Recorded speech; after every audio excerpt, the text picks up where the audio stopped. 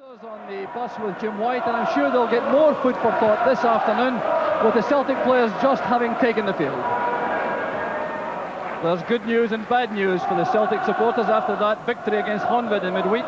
Frank McAvenny is the good news. He's fit to take his usual place in attack, but one enforced change has been made. Andy Walker's groin injury, meaning that Billy McNeil has to make one change in the Celtic lineup.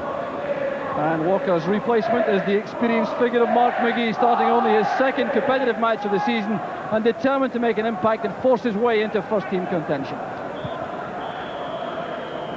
And St Mirren are in very familiar lines. They have their managerial team of Tony Fitzpatrick and Frank McGarvey on the bench, but that's a very settled-looking lineup with experience in defence with Peter Godfrey and Neil Cooper, and lots of youth and energy both in midfield and attack. And a key man in midfield will be their number 10, Billy Davis, former Rangers player who continued his senior career in Sweden before coming to Love Street, enjoying a very good spell of form. A tremendous welcome for the Celtic players from their fans. The size of the crowd undoubtedly affected by the bad weather conditions, heavy rain falling at the start of the match, and a very interesting contest in prospect, with St Mirren coming to Celtic Park with much more confidence than normal, and believe they have a very good start to the season. They're in the mid-table position and looking to improve on that, and they certainly have been settled in recent weeks. Nazim Cameron on the left flank, Derek White in central defence with Mick McCarthy again this afternoon. Here's Joe Miller opening the game on the left flank for Celtic. McGee's return pass. Celtic starting the match with three former Aberdeen players in the ranks. Joe Miller is one, Mark McGee another, and Billy Stark is the third. Stark and McGee trying to combine. The tackle came from Davis, and it's Tom Wilson who turns it back to Campbell Murray.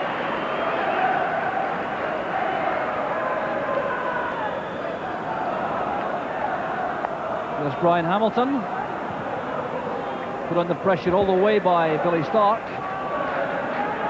Fine young player. He's been impetuous though a couple of times this season, with a couple of orderings off against Aberdeen and Rangers.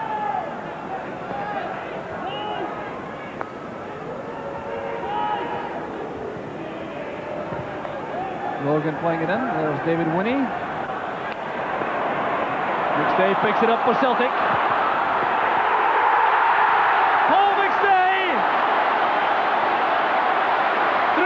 The clock, the perfect start for Celtic. Campbell Money.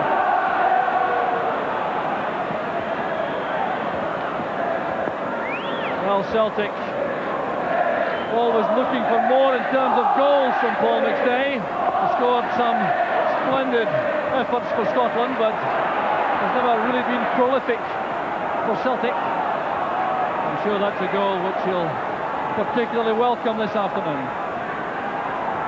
Hamilton doing well. There's Cameron. Now Brian Martin. And Walter. It's cut off by Rogan. McGee's return pass, and Rogan couldn't collect it. Here's Peter Godfrey for St Mirren. Walter is onside. A great chance for St Mirren. And the clearance was by Derek White. Superb defensive play. Start to the match. No let up in the action right from the kickoff. Rough being impeded as the ball was in the air. McWalter was the offender. Young striker signed from Arbroath last year. Challenged by Godfrey. There's McStay again. McAvenny back to Aiken. Superb play from Celtic. And Joe Miller's pass almost reached Billy Stark. Well, that's good play again from Brian Hamilton. Aiken finds Miller. McAvenny. And Wilson's challenge. It breaks though for McGee, and it's Godfrey who stretches in with that tackle to play it back to Campbell Murray. With the eagerness in the Celtic. There's McWalter. White in the way again, and it's Alan Ruff who takes over inside his own box. Good start to the match by Derek White, though, for Celtic. McGee's header. A miscue by Cooper. There's Joe Miller, a great chance for Celtic. Still Joe Miller. Well, he did everything right until the final shot. Appeared to be a push by McAvenny, but no whistle, and it's Celtic on the attack with Joe Miller. Oh, good play by Miller. Godfrey blocks the shot, but here's Paul McNeil.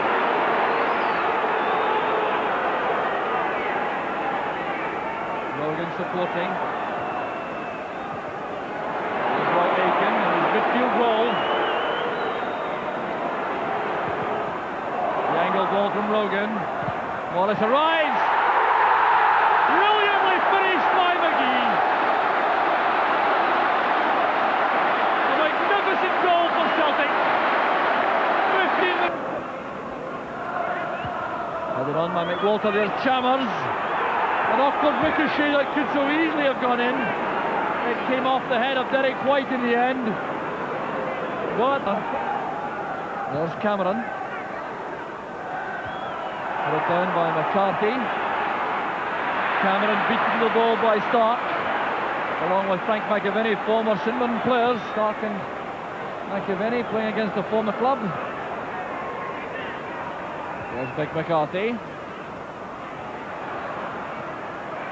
Played forward by McAvenny, but too far ahead of McGee.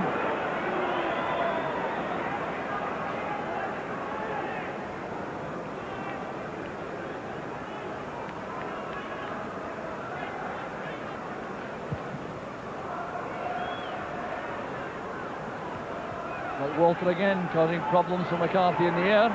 There's Cameron. Up goes Chalmers. It's a brilliant goal for St Mirren. They're back in the match with 27 minutes on the clock. Former Celtic player Paul Chalmers. Up goes Martin. There's Chalmers. Played wide by Hamilton, and there's no question St Mirren have taken heart from that goal. Here's Cameron. Paul Chalmers down towards Martin. And Alan Ross positioning made that look easy. There's Godfrey. Not very decisive with the clearance. This is Mark McGee. Got it down by Davis. There's Stark. A good deflection, but that's no consolation to Campbell Money. Billy Stark scoring the 2-goal advantage. Well, there's a telephone used by Billy McNeil to give instructions to Tommy Craig in the dugout.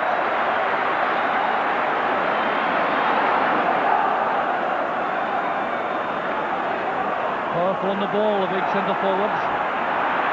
Running into McCarthy eventually, and McCarthy's in trouble. He's taken a bad knock in that challenge on Mark McWalter. This looks ominous for McCarthy. Well, McWalter.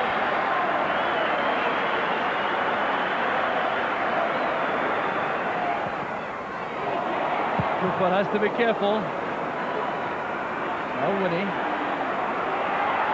Trying to turn away from Morris, losing his footing. It's still Chris Morris. Mark McGee! McGee makes it 4-1, and the St Mirren defence is breached once again. 11 minutes from half-time. What appeared to be handball by McCarthy, who's still struggling a little from that heavy knock he took at his right leg earlier on in the half.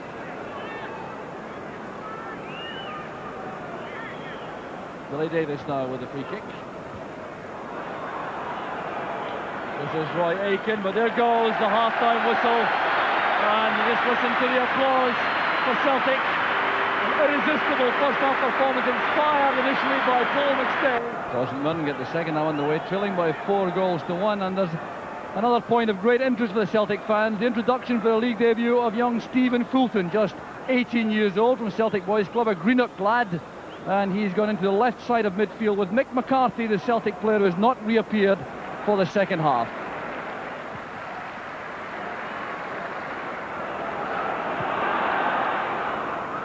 to the other, from rough to money. Any support from the breeze clearly behind Alan Rough, and I think you can take it from that eruption on the terraces that there's been some damage done to the Rangers' cause at Aberdeen.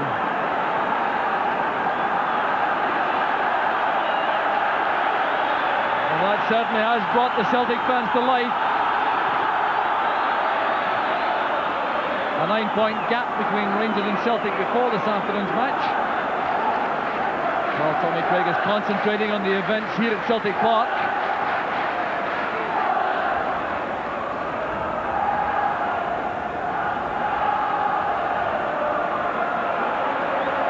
Here's McStay. Morris is making a run from a deep position on the right, but it's back to the left to Miller.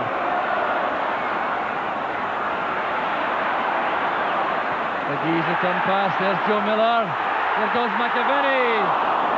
And a brave clearing header on the line by Neil Cooper. It's a foul against Morris and Stark combining. Good one-touch play again in the build-up from Celtic. Here's McAvenny making for the byline. Marvellous cross, and Wilson did well at the far post. Joe Miller was closing in. And Martin's clearance goes beyond McWalter. Covering player is Aiken.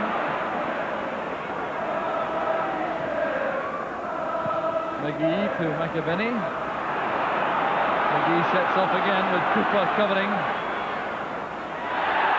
The ball is still in play. There's McGee. Turned in by Miller. Celtic fifth. And Joe Miller certainly enjoyed that, as did the Celtic fans. 17 minutes into the second half. Mark McGee, third goal of the season. 5-1 to Celtic. Like it goes from Stark to Morris. Here's Paul Chalmers. Knockered one, played away by White. That was good defending. Completely decisive, Derek White. And no doubt at all he had to play the ball to safety. Rough looked a little bit exposed for a moment.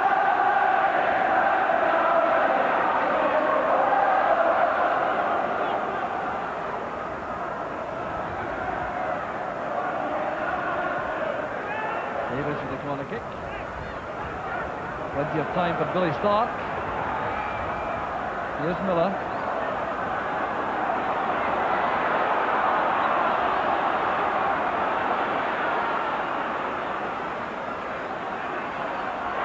Inside is McStay.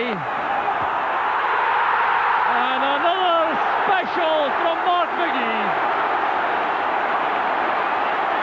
Rapturous applause around the stadium, and little wonder. That was another magnificent... Billy McNeil now has fueled food for thought. Andy Walker injured. Mark McGee, his replacement, with a hat-trick.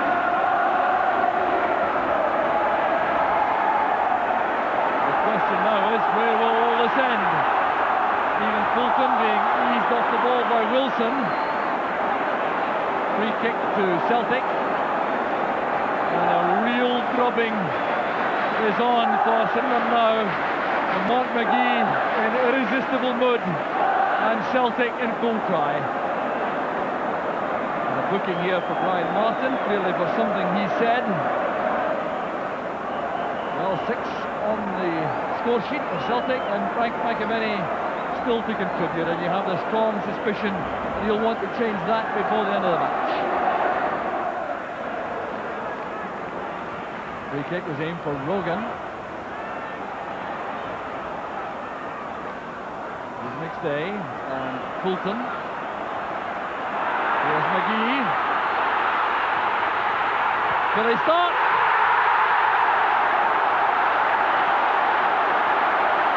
Well, it's a real celebration now for Celtic.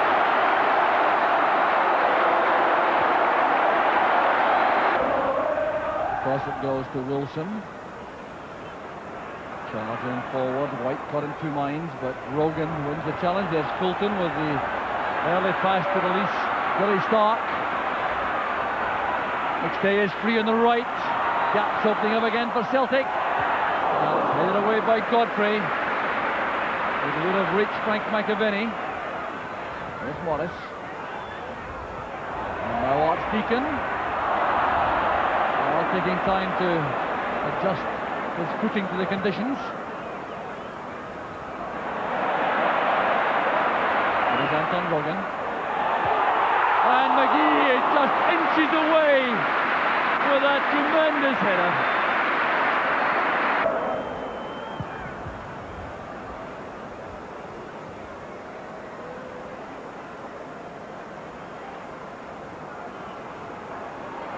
Here's Billy Stark. Back with Brian Hamilton and now Godfrey. Here's Davis. Brian Martin. Davis again. A chance for McWalter for St Mirren. And well blocked by Ruff. Well, even Alan Ruff once involved in the action.